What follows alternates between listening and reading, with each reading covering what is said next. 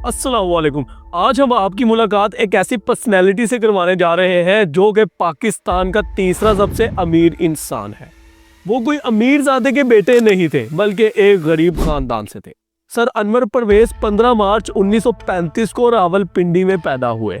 उनका ताल्लुक एक जमींदार घराने से था, लेकिन उनके वालिद के पास इतने ज़्यादा पैसे नहीं थे।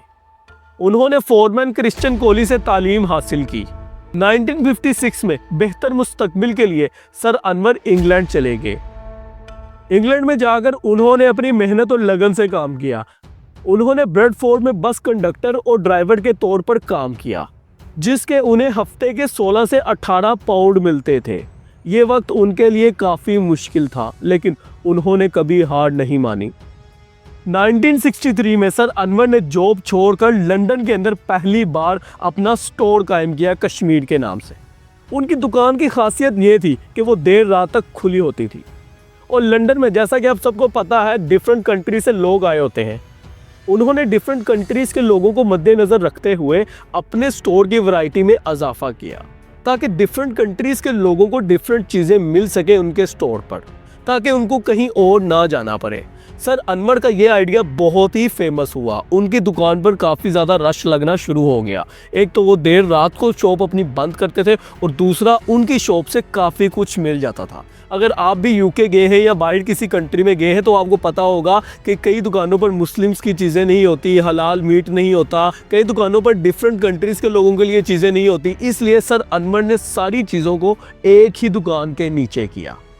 अपनी रिटेल दुकान की कामयाबी के बाद उन्होंने देखा कि होलसेल के साथ उन्हें काम करते हुए काफ़ी दुश्वारियां फील होती हैं। कभी माल ठीक से नहीं मिलता, कभी माल बहुत महंगा मिलता है। उन्होंने सोचा कि खाली मुझे ये मसला नहीं हो रहा, बल्कि और भी जो छोटे दुकानदार हैं उनको भी ये मसला हो रहा है। इसलिए उन्होंने सोचा कि अब वो होलसेल की दुनिया में कदम रखेंगे।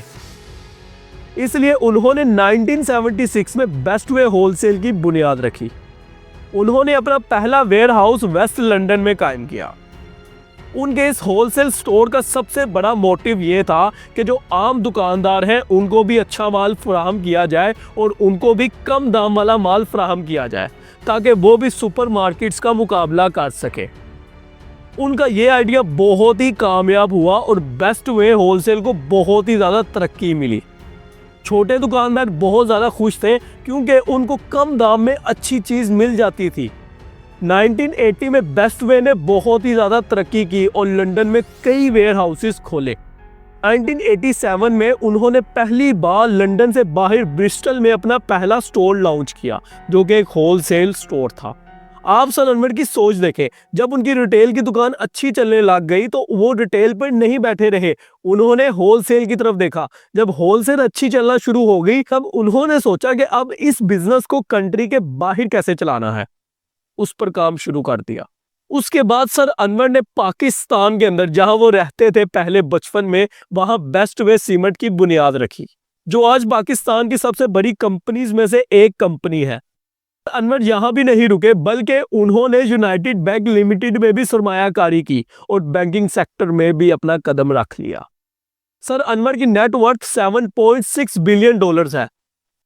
सर अनवर ने 1987 में बेस्ट वे फाउंडेशन कायम की, जो अपने मुनाफे का 2.5% तालीम और सेहत पर खर्च करती थी। उनका ये अकीदा है कि तालीम और सेहत किसी भी माशरे की तरक्की के लिए एक बुनियादी अहमियत रखती है।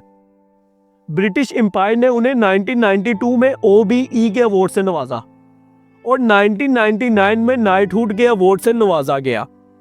सर अनवर की स्टोरी से हमें यह पता चलता है कि आप गरीब से अमीर बन सकते हो, लेकिन जब आप अमीर बनोगे तब गरीबों को नहीं भूलना।